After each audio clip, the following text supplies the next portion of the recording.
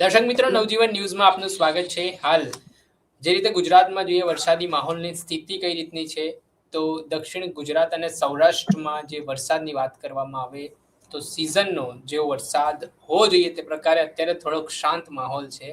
મધ્ય ગુજરાતમાં ખાસ કરીને અમદાવાદમાં 2 દિવસ પહેલા જે ભારે વરસાદ અનરાધાર વરસાદ પડ્યો તેના કારણે લોકોને મોટા પ્રમાણમાં નુકસાની સહન કરવી પડી.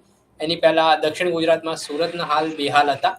આપણી સાથે હવામાન નિષ્ણાત પરેશ ગોસ્વામી જોડાઈ ચૂક્યા છે. તેમની સાથે વાતચીત કરીએ કે હવે ક્યાં કેવો માહોલ રહેવાનો છે, હવે વરસાદનો જે નવો રાઉન્ડ આવવાનો છે તેની શરૂઆત ક્યારથી થવાની છે ને કયા જિલ્લાઓ માટે ચિંતાજનક આ રાઉન્ડ બની શકે છે. પરેશભાઈ, નવજીવન ન્યૂઝમાં આપનું સ્વાગત છે. હવે વરસાદનો નવો રાઉન્ડ પરેશભાઈ ક્યારથી શરૂ થવાનો છે, કયા જિલ્લાઓ એલર્ટ પર રહેવાના છે ને હવે કોનો વારો છે? કેમ કે પહેલા રાઉન્ડમાં આપણે સુરત દક્ષિણ ગુજરાતનો વારો જોઈ લીધો, ત્યાર પછી મધ્ય ગુજરાતમાં અમદાવાદનો વારો જોઈ લીધો. હવે કયા જિલ્લાઓ માટે ચિંતાના સમાચાર આપણે કહી શકીશું?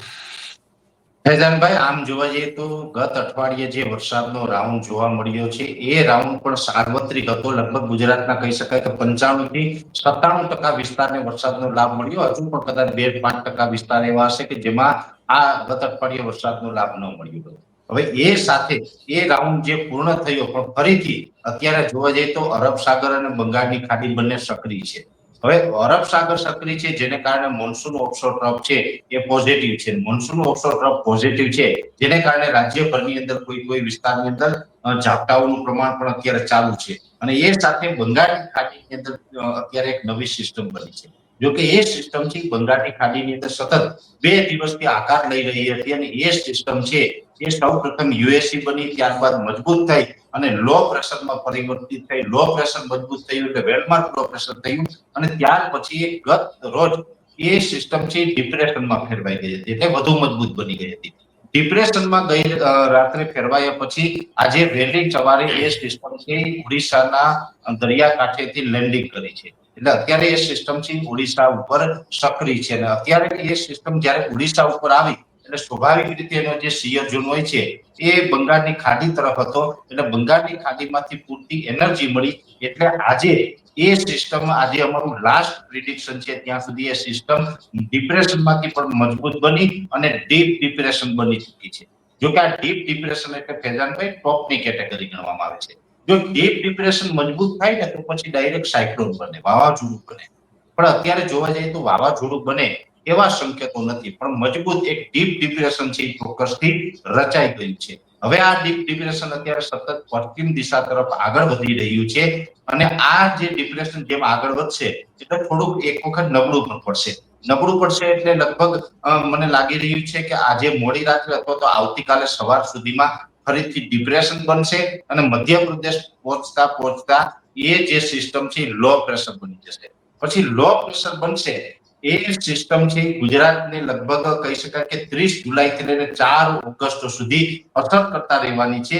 30 તારીખથી ગુજરાતમાં ફરીથી વરસાદનો એક નવો રાઉન્ડ ચાલુ થવાનો છે અને 30 તારીખે જે એ સિસ્ટમ છે 30 અથવા તો 31 તારીખે એ સિસ્ટમનો સેન્ટ્રલ પાર્ટ જ્યારે છોટાઉદેપુર અથવા તો રાજપીપળા આસપાસનો જે એટલો પટ્ટો છે એમાંથી ગમે ત્યારે એન્ટ્રી લઈ શકે છે અને ત્યાંથી એન્ટર થશે કે એ સિસ્ટમનો શિયર ઝોન અરબ સાગરને ટચ થશે.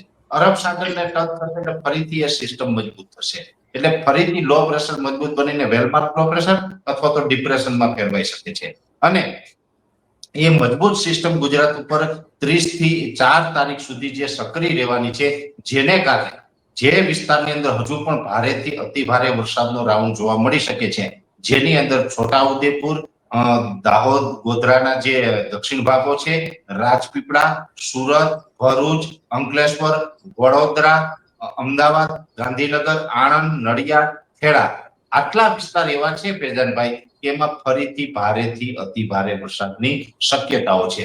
અને જો સૌરાષ્ટ્રના કોઈ વિસ્તારની વાત કરવામાં આવે તો બોટાદ અને ભાવનગર જિલ્લો આ બંને જિલ્લા એવા છે કે એમાં પણ 30 થી 4 તારીખ દરમિયાન ભારેથી અતિ ભારે વરસાદનો રાઉન્ડ આવી શકે છે. એટલે આ પ્રકારે આ મધ્ય ગુજરાત અને દક્ષિણ ગુજરાતના સુરત સહિતના વિસ્તારમાં ભારેથી અતિ ભારે વરસાદના રૂપમાં અસર કરશે. એ સાથે જે દાહોદ ગોધરાના બીજા વિસ્તાર હોય અથવા તો મહીસાગર છે, અરવલ્લીના ભાગો છે એ વિસ્તારની અંદર મધ્યમથી એકંદરે સારો વરસાદ નોંધાશે. બીજા નંબરે ઉત્તર ગુજરાતની અંદર સાબરકાંઠા, બનાસકાંઠા, વાવ, થરાદ, પાટણ, મહેસાણા જેવા વિસ્તાર છે આ તમામ વિસ્તારની અંદર પણ એકંદરે સારો લગભગ 4 થી લઈને 7-8 ઇંચ સુધીના વરસાદ ઉત્તર ગુજરાતમાં પણ સંભવ છે. કચ્છ જિલ્લાની વાત કરવા જઈએ તો કચ્છ જિલ્લાની અંદર પૂર્વ ભાગોમાં થોડુંક વરસાદની તીવ્રતા વધારે રહેશે, એટલે કે રાપર તાલુકો. બીજા વિસ્તારની અંદર મધ્યમ વરસાદનો રાઉન્ડ રહેવાનો છે, પણ કચ્છ જિલ્લામાં પણ સાર્વત્રિક ઓલ ઓવર કચ્છમાં આ વરસાદનો રાઉન્ડ લાભ આપશે.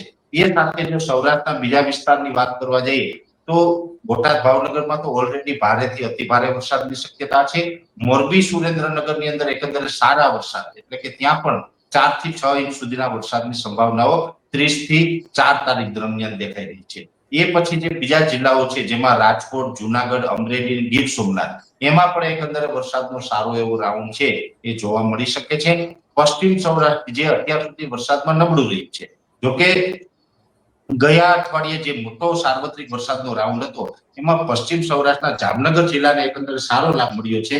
તો પોરબંદરના ઉત્તર ભાગો અને જે દ્વારકા જિલ્લાના ભાગો છે એમાં થોડુંક નબળું છે. ત્યાં વરસાદ તો છે પણ કોઈ ખાસ પરફોર્મન્સ નથી જોવા મળ્યું કે વાવણી લાયક કે સારી વાવણી કરી શકાય એવો વરસાદ પોરબંદર અને દ્વારકામાં નથી જોવા મળ્યો. પણ એને પણ આ રાઉન્ડની અંદર એકંદરે મધ્યમથી સારો વરસાદ જોવા મળે તેવી શક્યતાઓ છે.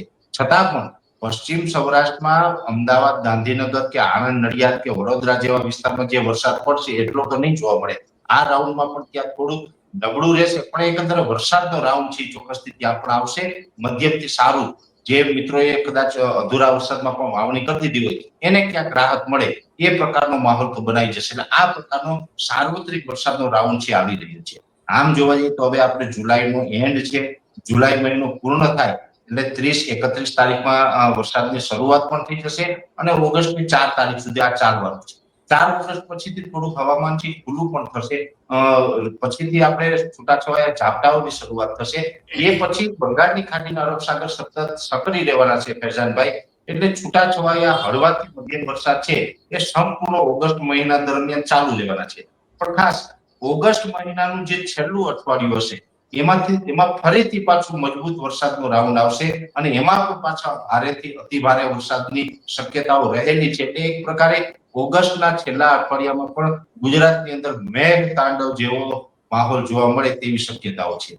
એટલે આ પ્રકારનો આખો ઓગસ્ટ મહિનો રહેવાનો છે અને નજીકના સમયની અંદર 30 જુલાઈથી લઈને 4 ઓગસ્ટ દરમિયાન સાર્વત્રિક વરસાદ આવશે અને અમુક વિસ્તારમાં ભારેથી અતિ ભારે વરસાદનો રાઉન્ડ આવે તેવી શક્યતાઓ છે. પણ સાથે આપના માધ્યમથી એટલે કે નવજીવન ન્યૂઝના માધ્યમથી મારે એક દર્શકોને અપીલ કરવાની છે.